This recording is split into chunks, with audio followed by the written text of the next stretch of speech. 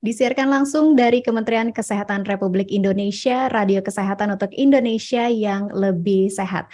Halo, selamat sore Sobat Sehat. Kita bertemu lagi di siaran sehat bersama dengan Dr. Reisa, dan seperti biasa selama 30 menit ke depan kita akan membahas tema topik yang tentunya sangat menarik di sore hari ini ya. Sobat Sehat, pemerintah mengumumkan bahwa varian COVID-19 baru yakni XBB telah ada di Indonesia.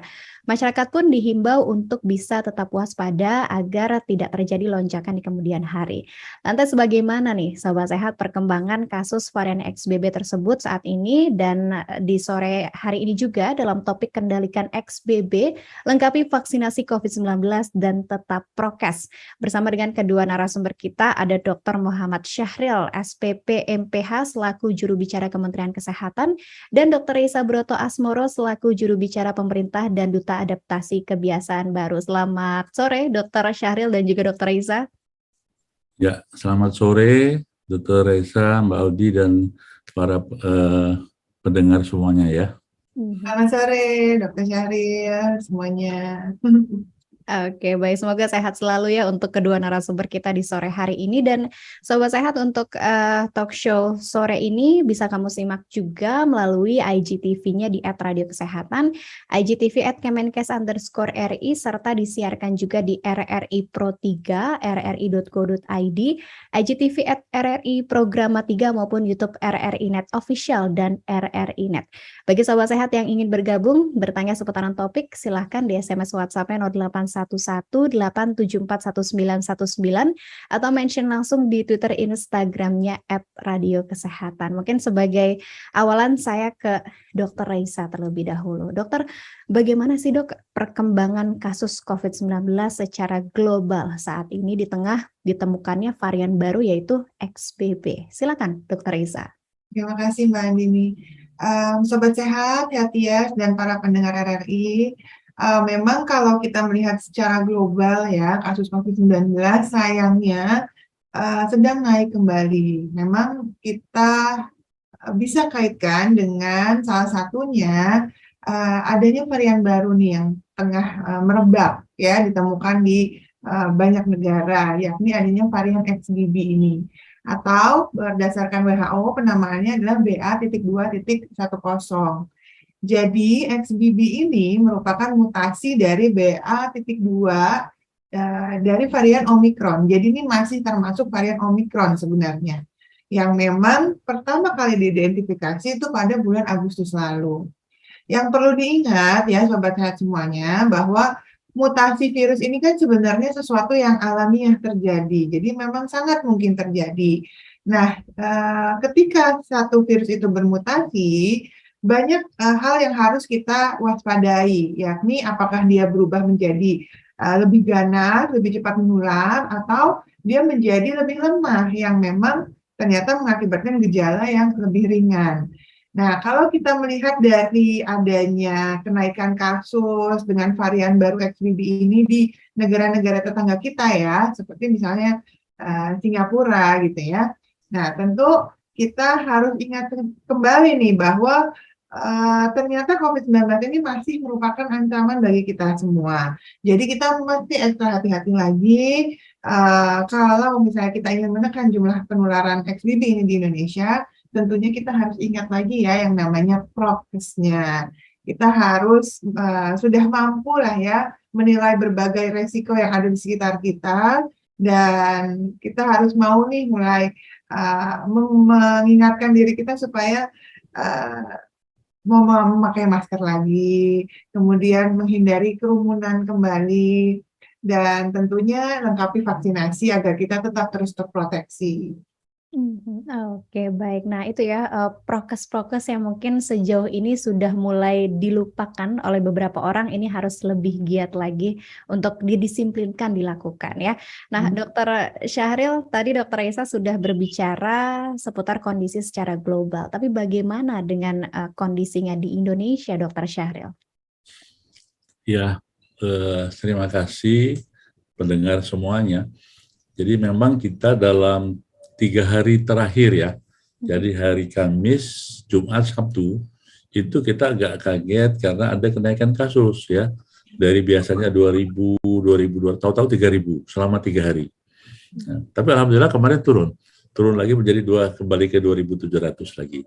Nah, semula betul Dr. Raisa, kenaikan biasanya dikaitkan dengan adanya varian atau subvarian baru ya. Jadi yang kemarin lagi heboh ya, yang disebut dengan subvarian XBB ya. Kemudian ada XBB1. Jadi kita sudah terdeteksi ya sebetulnya ya. Itu di awal kemarin sampai dengan hari Kamis itu ada 4 sebetulnya ya. 2 yang dari perjalanan luar negeri, 2-nya dari transmisi lokal. Nah, kemarin tambah lagi 4 ya per hari Minggu kemarin, sehingga kita ada 8, 5 ada di DKI, kemudian 1 di Lampung, 1 di Kalimantan, 1 lagi di mana ya, Bali kalau nggak salah ya, itu ada 8. Nah, tapi memang betul subvarian ini tidak perlu kita khawatirkan ya.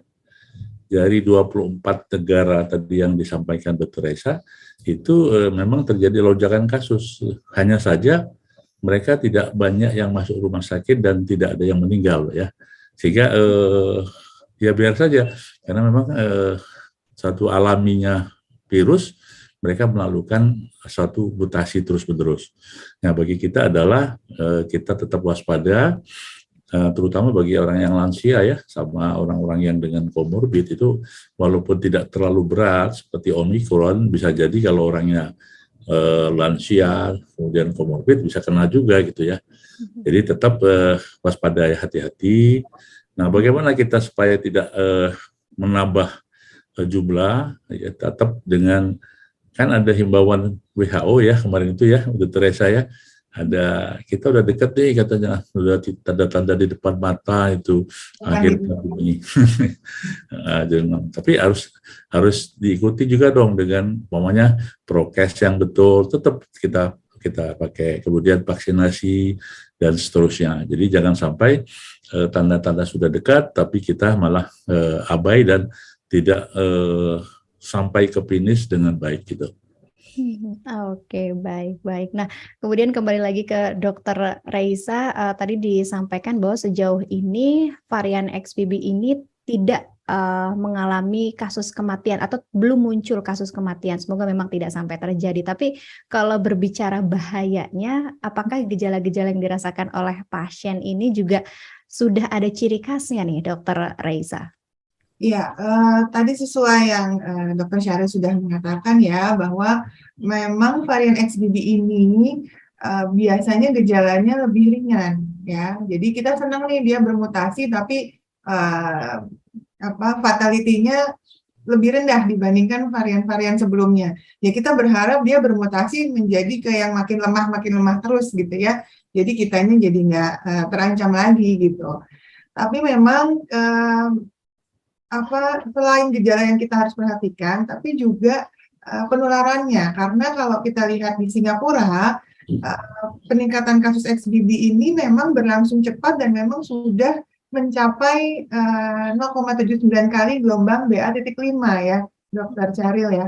Dan 0,46 kali gelombang dari BA.2 gitu. Jadi mungkin kalau dari segi penularannya jadi lebih banyak gitu ya yang tertular.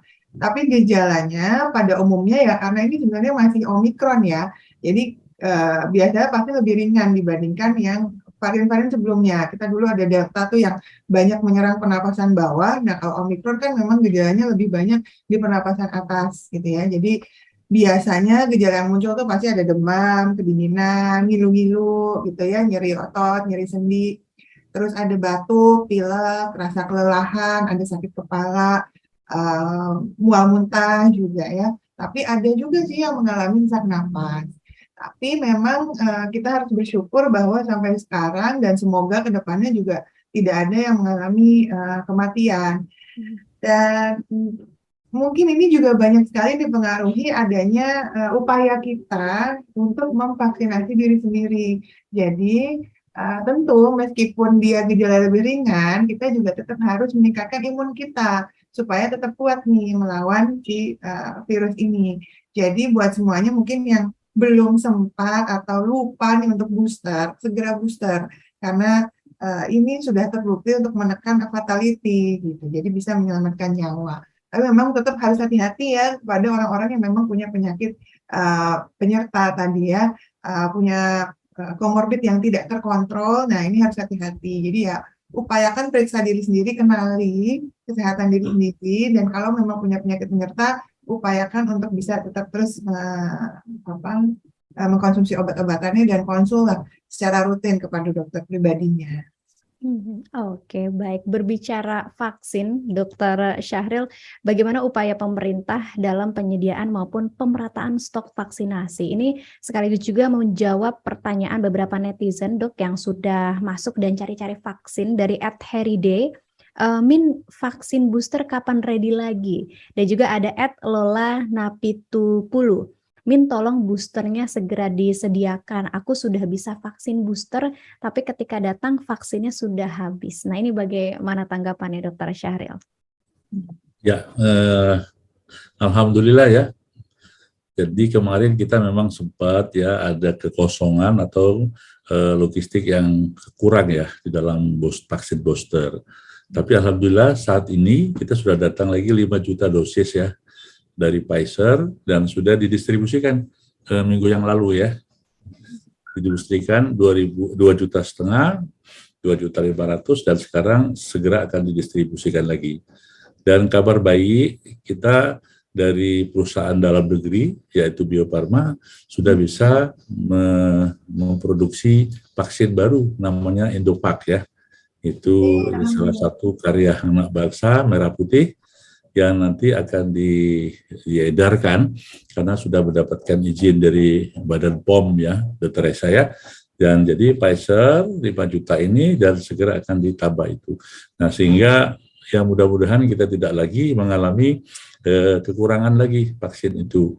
Dan saatnya kita untuk meningkatkan capaian terutama booster ini karena vaksin sudah tersedia di semua daerah.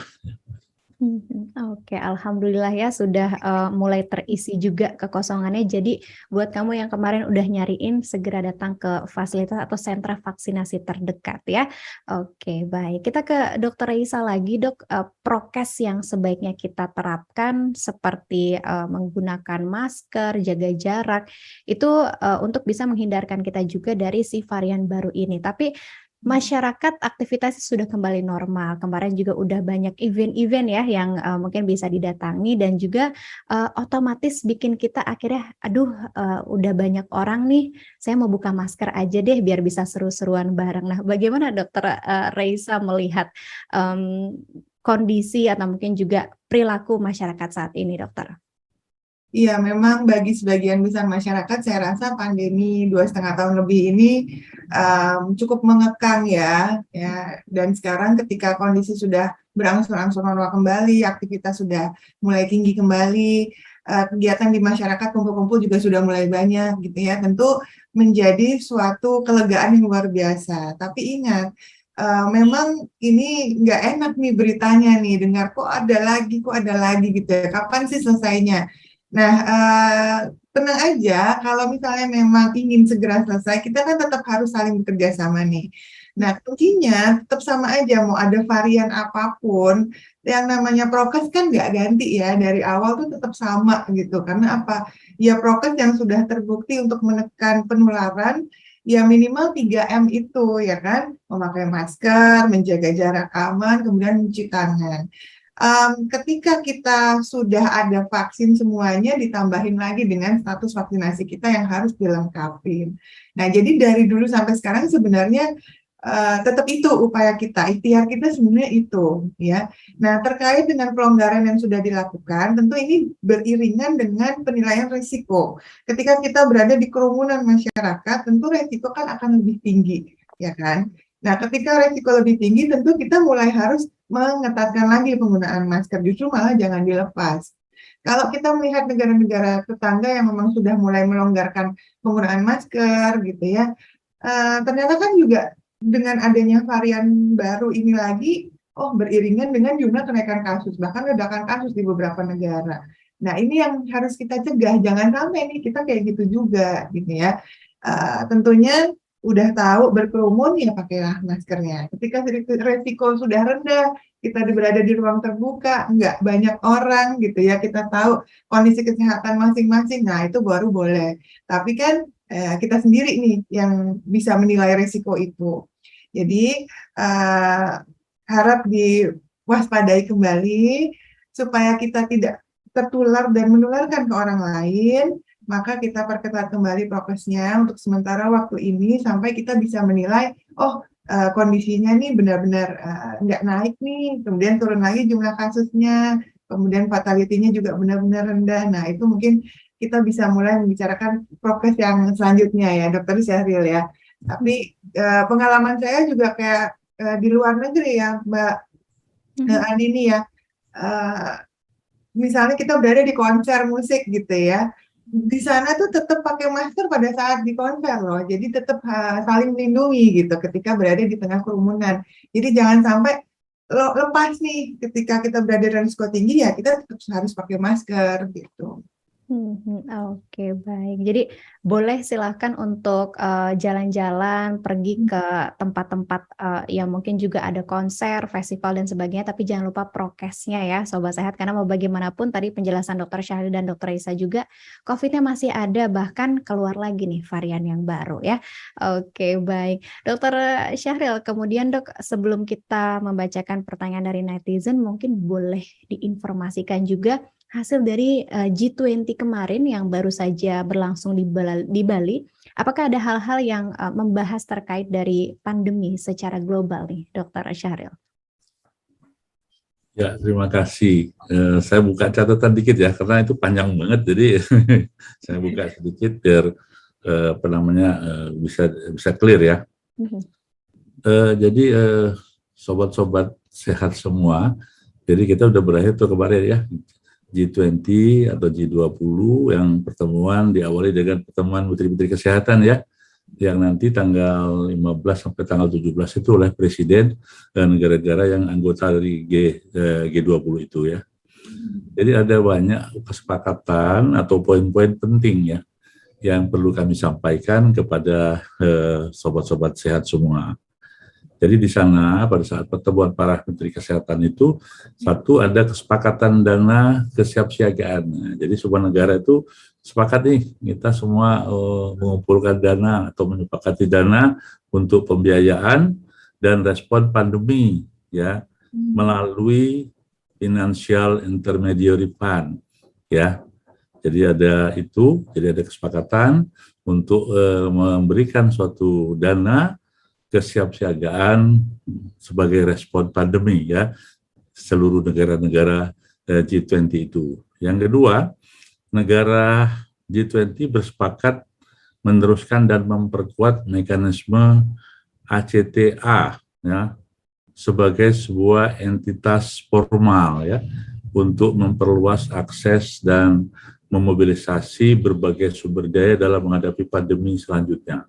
Jadi aksi cepat tanggap juga tetap menjadi kesepakatan karena kemarin dengan kasus pandemi ini semua negara kan sangat repot ya, sangat dibabak belurkan lah istilahnya sehingga saat ini dengan pengalaman ini maka G20 bersepakat untuk memobilisasi semua sumber daya dalam rangka menghadapi pandemi yang kalau nanti terjadi lagi ya.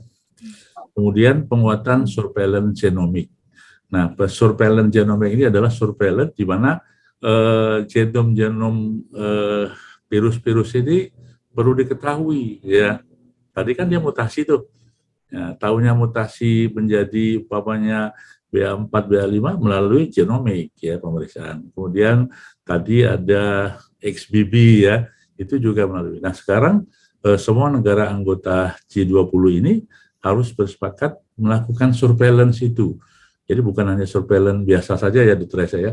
Kalau surveillance biasa itu ya mengetahui ada penyakit atau tidak dan sebagainya. Kalau ini lebih lagi surveillance genomik namanya ya.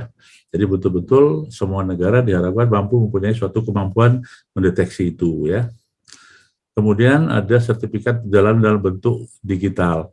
Nah, ini satu hal yang baru lagi nih ya. Jadi kita karena sudah digital semua negara ini, ya diharapkan sertifikat digital yang digital ini bisa berlaku di sebuah negara. Jangan pokoknya Peduli Lindungi nggak diakui oleh negara lain dan seterusnya. Ini contoh saja ya. Jadi dengan sertifikat digital ini di negara G20 apapun itu berlaku gitu ya. Kemudian pembentukan jejaring pusat penelitian dan manufaktur untuk vaksin, untuk terapi, pengobatan diagnostik. Jadi diharapkan semua negara ini mempunyai suatu kerjasama jejaring. Untuk apa? Untuk melakukan penelitian, ya.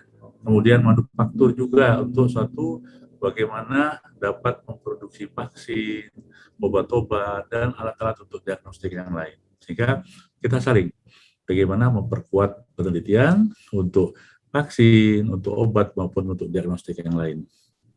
Nah, ini yang terakhir, yaitu peningkatan pembiayaan untuk penanggulangan tuberkulosis, ya. Ingat ya, jadi tuberkulosis bukan hanya COVID, kemudian komitmen untuk mengimplementasikan inisiatif One Health. One Health itu adalah satu sehat. Jadi satu sehat itu ada mengandung arti bahwa kesehatan ini ada kesehatan manusia, ada kesehatan hewan, dan kesehatan lingkungan yang disebut dengan satu sehat. Jadi nanti kita tidak bisa sendiri-sendiri saja, ya, karena virus itu sering sekali berkaitan dengan hewan. Contoh monkeypox, ya, itu salah satu contoh aja. Dan ini juga ada lingkungan, apalagi dengan perubahan iklim yang nggak karuan ya, tutur saya. Ini juga menjadi suatu ancaman dan kita harus menjadikan ini bagian dari satu kesehatan One Health tadi, kesehatan manusia, kesehatan hewan, dan kesehatan lingkungan, serta mempunyai kapasitas deteksi dan respon AMR. Jadi ada 3 ya.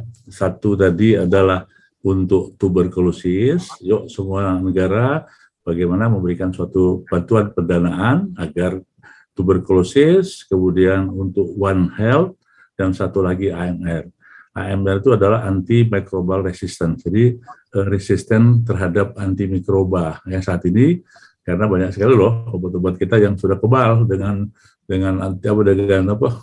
virus, dengan bakteri, sehingga kita harus negara G20 tadi memberikan suatu perhatian terhadap antimikroba, kemudian tuberkulosis, dan One Health. Nah itu ada 5 poin atau 6 poin tadi yang semuanya menjadi kesepakatan negara-negara di G20. Itu Mbak Audi, Mbak.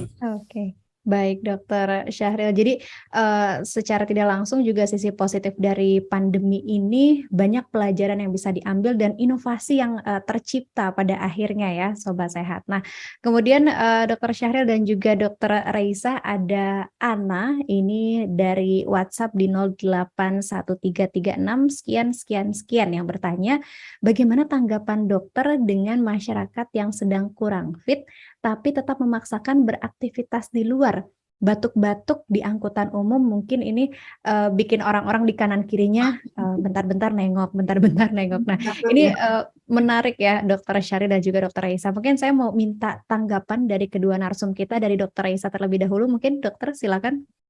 Oke, mungkin nih para pendengar Healthier semuanya banyak nih ya yang menganggap remeh dengan adanya batuk pilek.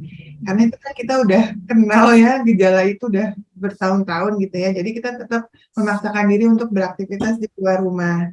Tapi yang harus kita sadari bersama ya bahwa itu kan gejala penyakit ya. Jadi gejala penyakit yang memang ternyata ditemukan juga nih pada penyakit yang sedang di pandemi ini. Jadi ada baiknya tidak menganggap remeh, dan kalau memang kita sedang kurang fit, sebaiknya tunda dulu untuk beraktivitas di luar rumah atau di tengah-tengah masyarakat ya. Dan segeralah melakukan pengecekan atau self-diagnose. Biasanya sudah tersedia ya lab-lab di sekitar kita yang bisa melakukan pengecekan apakah ini termasuk COVID-19 atau tidak. Tapi sebenarnya nggak harus COVID-19 sih, tapi gejala apapun, misalnya influenza pun, sebaiknya kita tidak menularkan ke orang lain nih, ya. Sedangkan kalau kita batuk-batuk nih di angkutan umum, kebayang itu virusnya bisa bertebaran ke lingkungan sekitar, ya. Jadi tahan diri untuk beraktivitas, tetap prokes, dan sebaiknya melakukan pengecekan dan isolasi mandiri dulu, dan mengkonsumsi obat-obatan sesuai dengan anjuran dari dokternya gitu. Oke, baik. Bagaimana dengan tanggapan dari Dokter Syahril nih, Dok? Ya, saya kira sangat jelas tuh yang disampaikan Dr. Reza, bagus, artinya mungkin perlu ditambahkan saja kesehatan itu menjadi kebutuhan kita bersama. Jadi kita butuh loh kesehatan. Jadi kalau udah butuh ya taatlah dengan apa yang boleh dikerjakan dan tidak boleh dikerjakan. Saya kira itu saja ya. Jadi kebutuhan bukan kewajiban, kebutuhan. Jadi kalau mau pakai masker, butuh pakai masker, butuh cuci tangan, kemudian butuh menjaga jarak dan seterusnya. Sehingga kita yang butuh. Nah kalau udah kita merasa butuh berarti ya memang itulah bagian dari suatu budaya hidup sehat. Oke, baik. Dan tidak terasa Dokter Reza dan juga Dokter Syahril, kita sudah di penghujung waktu. Mungkin ada pesan sehat yang bisa disampaikan dari Dokter Reza terlebih dahulu. Silakan, Dok. Sobat Sehat, Healthiest, para pendengar RRI dimanapun berada, memang pandemi ini belum berakhir. Meskipun katanya sudah di depan mata, maka itulah kerjasama yang baik antara semua pihak, baik pemerintah, ya, Kementerian Kesehatan di sini, dan kita semua masyarakat, ini harus bekerjasama dengan baik supaya kita benar-benar bisa mengakhiri pandemi. Jadi buat semuanya, yang sedang beraktivitas tetap ya ketatkan kembali prokesnya, lengkapi vaksinasinya, ingat boosternya jangan disepelekan, tetap harus booster, dan tetap jalankan gaya hidup bersih dan sehat sebagai keseharian kita. Oke, baik, luar biasa. Terakhir pesan sehat dari Dokter Syahril, silakan Dokter. Ya, dikit aja. Kita memang saat ini sedang diuji ya dengan pandemi COVID, dengan monkeypox, dengan hepatitis, dan terakhir dengan gagal ginjal akut. Semuanya menjadi perhatian kita semua dan kita harus betul-betul menjaga suatu kebersamaan bahwasanya kesehatan ini adalah tanggung jawab dan milik kita bersama. Dan kesehatan ini menjadi kebutuhan kita. Apapun penyakitnya, kita harus menjadi kebutuhan dan juga menjadi kebersamaan dalam rangka untuk menghadapinya. Jadi pandemi COVID nggak bisa dihadapi oleh kita orang Kementerian Kesehatan sendiri ya, betul saya, nggak ada dokter, tidak semua. Ya media juga, ya saya kira dengan radio ini juga bagus memberikan informasi publik bahwa saja kita harus begini dan jangan begini dan seterusnya. Terima kasih Mbak Odi. Oke, baik. Terima kasih banyak Dokter Syahril dan Sobat Sehat. Demikian tadi perbincangan kita mengenai topik kendalikan XBB, lengkapi vaksinasi COVID-19 dan tetap prokes. Terima kasih untuk kedua narasumber kita, Dr. Muhammad Syahril, SPP MPH, selaku juru bicara Kementerian Kesehatan, juga Dr. Isa Broto Asmoro, selaku juru bicara pemerintah dan Duta Adaptasi Kebiasaan Baru.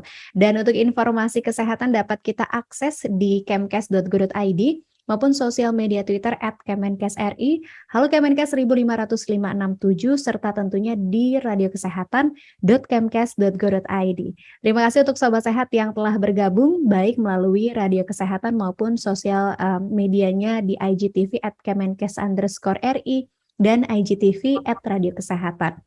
Terima kasih untuk pendengar yang sudah mendengarkan juga ya, melalui RRI Pro 3, rri.go.id, IGTV RRI @RRI Programa 3 maupun YouTube RRI Net Official dan RRI Net. Saatnya saya Andini dan seluruh kerabat kerja yang bertugas pamit undur diri. Salam sehat dan selamat kembali beraktivitas.